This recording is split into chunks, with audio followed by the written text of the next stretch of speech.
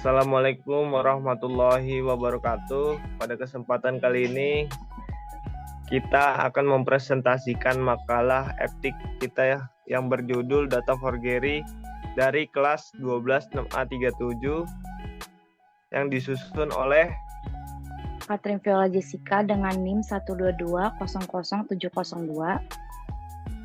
dan saya sendiri Dimas Alisa Dewo dengan NIM 122000031. Pertama-tama saya akan menjelaskan bab 1 tentang pendahuluan latar belakang TI atau teknologi informasi. Pada zaman sekarang yang mengacu penggunaan berbagai jenis teknologi untuk mengumpulkan, mengelola, menyimpan, memproses, mengirim, dan mengamankan informasi, teknologi informasi telah berevolusi secara signifikan seiring dengan kemajuan teknologi dan perkembangan masyarakat. Saat ini, teknologi informasi memainkan peran penting dalam hampir semua aspek kehidupan, termasuk bisnis, pendidikan, komunikasi, hiburan, pemerintahan, kesehatan, dan masih banyak lagi. Dengan adanya perkembangan teknologi informasi pada jaringan komputer yang semakin cepat, perubahan yang terus-menerus memungkinkan untuk terus mengembangkan teknologi yang semakin canggih. Melalui dunia internet, segala sesuatu dapat diakses dengan mudah dalam mendapatkan suatu informasi. Sisi positif dari dunia maya ini tentu akan mendorong perkembangan teknologi dunia dengan segala bentuk kreativitas manusia. Namun, terdapat sisi negatif dari teknologi yang semakin canggih ini, terutama di internet. Beberapa orang terkadang menyalahgunakan teknologi informasi di internet untuk melakukan tindak kejahatan di dunia maya atau disebut dengan cybercrime, yaitu data forgery, kejahatan yang dilakukan melalui jaringan internet. Data forgery adalah pemalsuan data atau manipulasi data yang merujuk pada tindakan mengubah, memanipulasi, atau menciptakan data palsu untuk menyesatkan, mempengaruhi seseorang atau sistem tertentu. Untuk melawan data forgery, perlu menetapkan praktik keamanan data yang ketat, seperti penggunaan autentikasi ganda, enkripsi data, pemantauan aktivitas mencurigakan, dan audit yang teratur.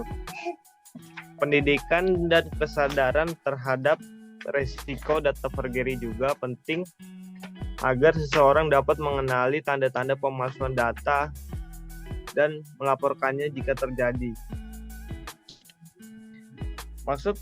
Adapun maksud dan tujuan makalah ini adalah untuk memenuhi tugas proyek mata kuliah Etika Profesi Teknologi Informasi dan Komunikasi, dan agar dapat memahami tentang data forgery untuk menambah wawasan tentang kasus cybercrime dan cara mengatasinya.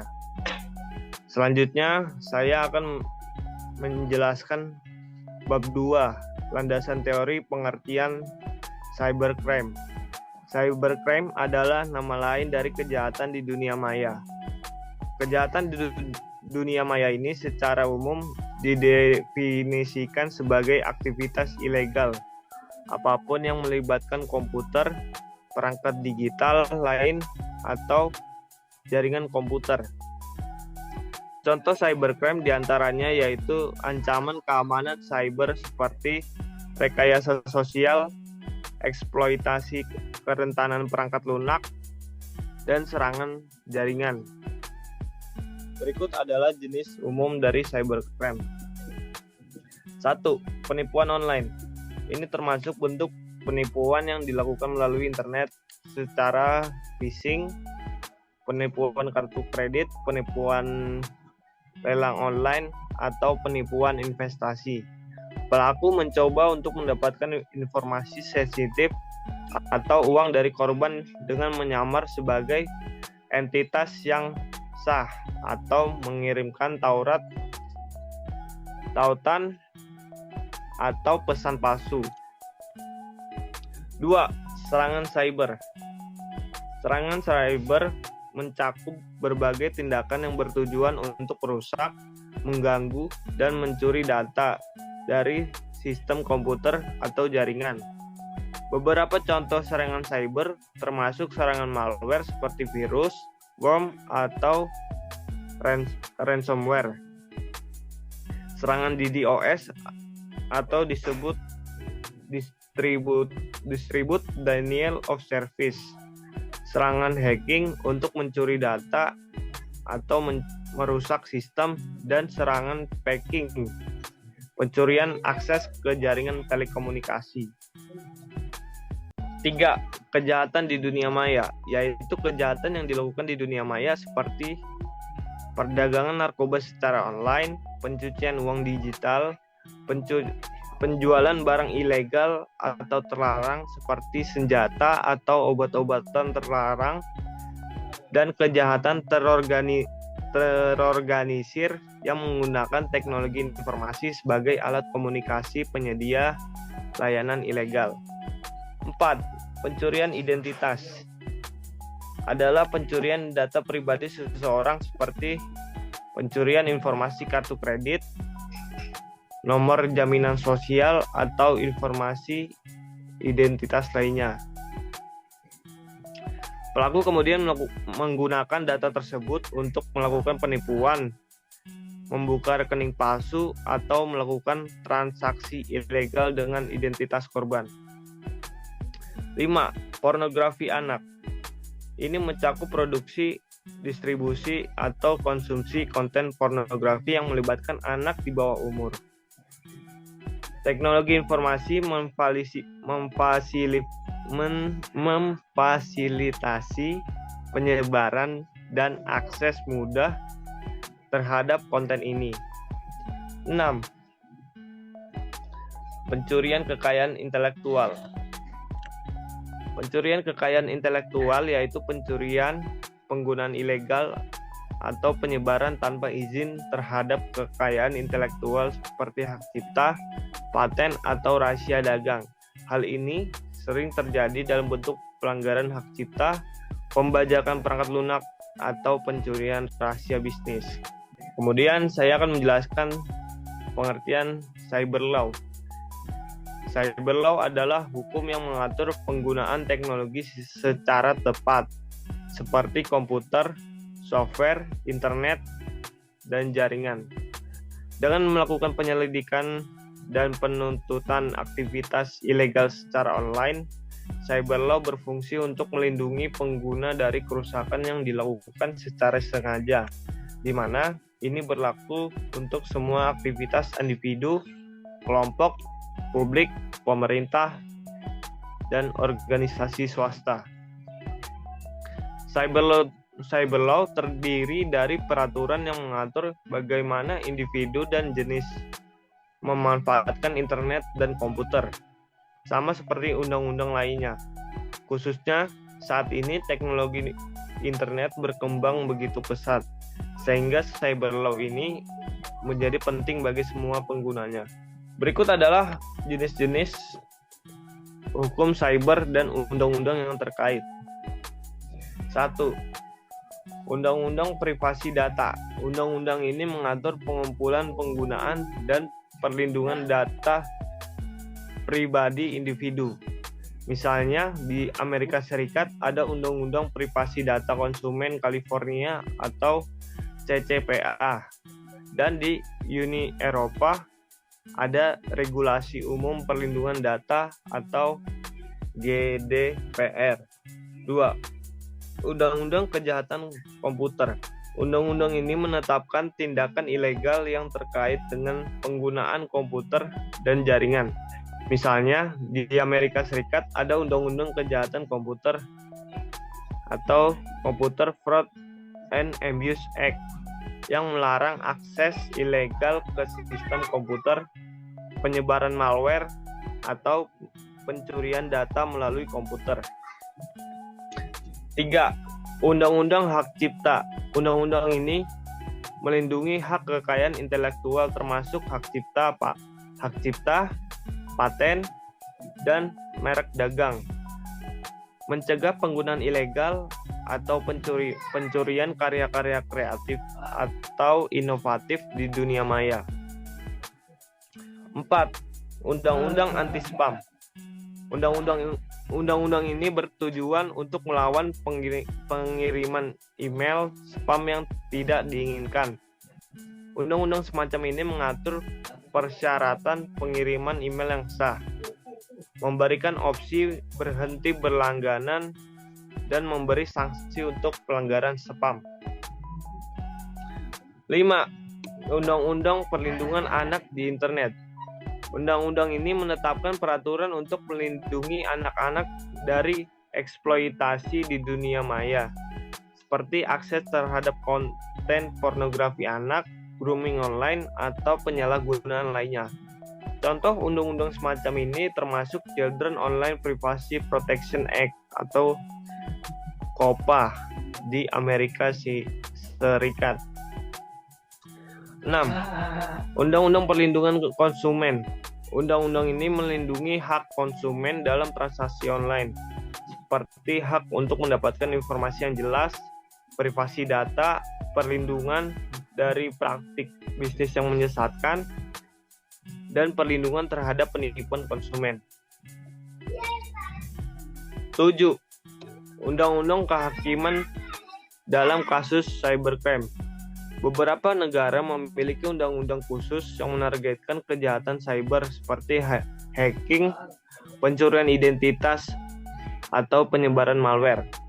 Contoh undang-undang semacam ini termasuk Undang-undang Kehakiman dalam kasus kejahatan komputer di Amerika Serikat atau Undang-undang Tindak Pidana Teknologi Informasi di Indonesia. Kemudian saya akan menjelaskan pengertian data forgery.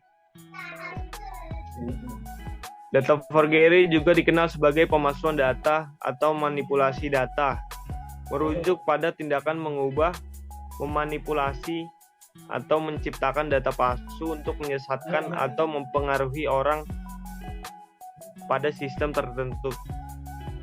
Dampak-dampak data forgery atau pemalsuan data bisa sangat merugikan dan berdampak negatif dalam berbagai konteks. Berikut adalah beberapa dampak yang mungkin terjadi. 1. Kerugian finansial.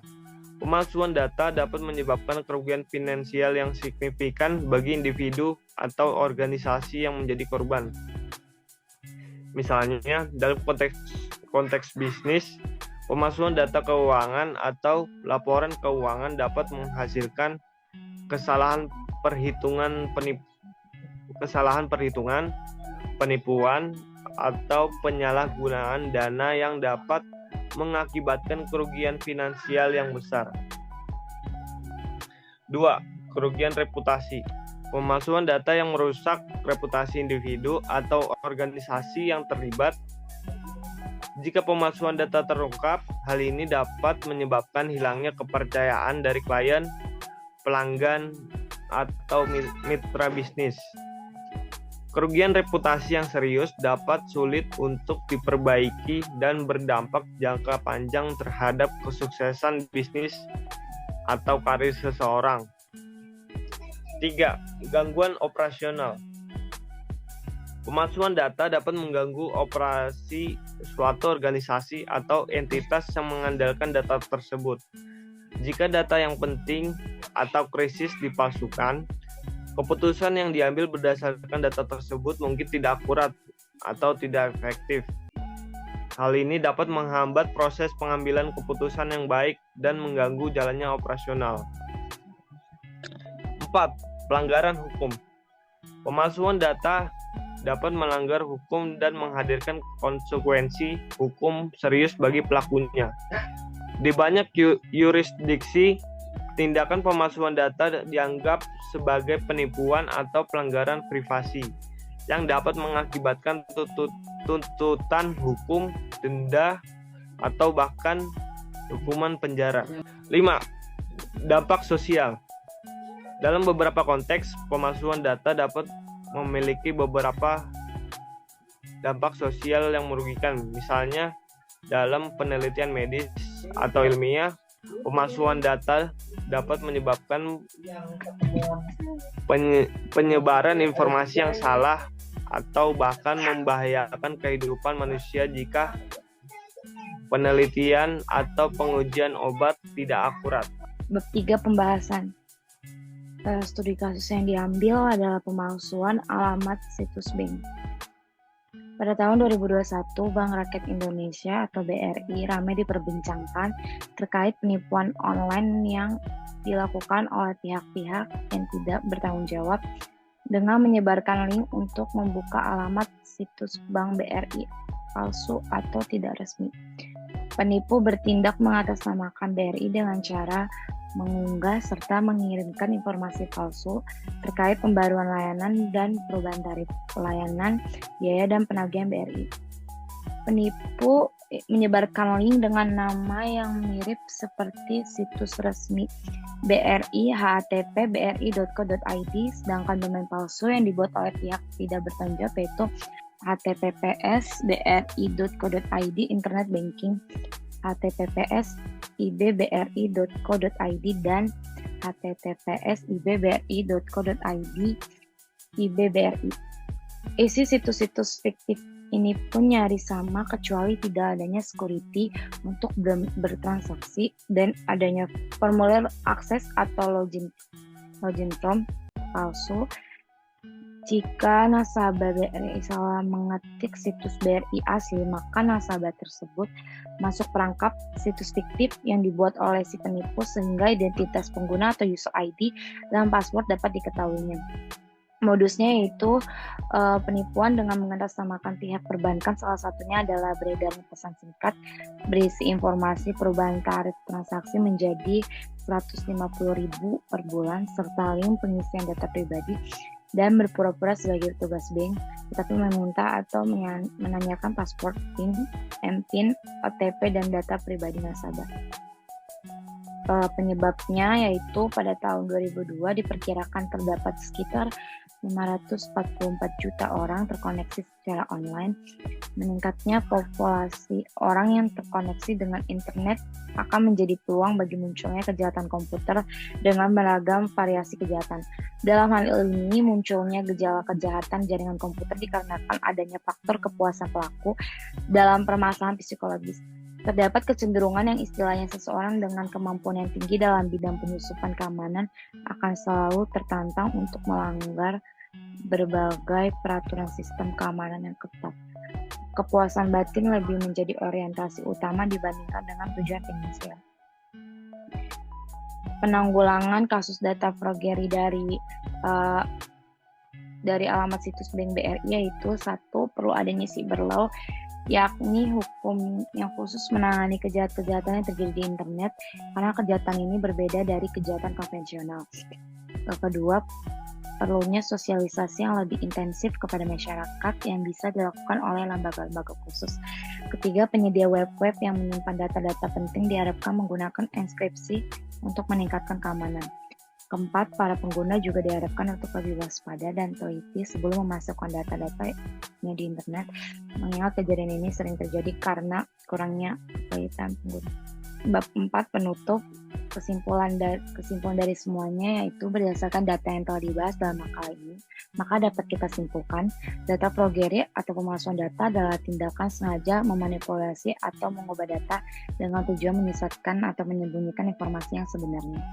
Pemalsuan data dapat menyebabkan kerugian finansial yang signifikan bagi individu atau organisasi yang menjadi korban.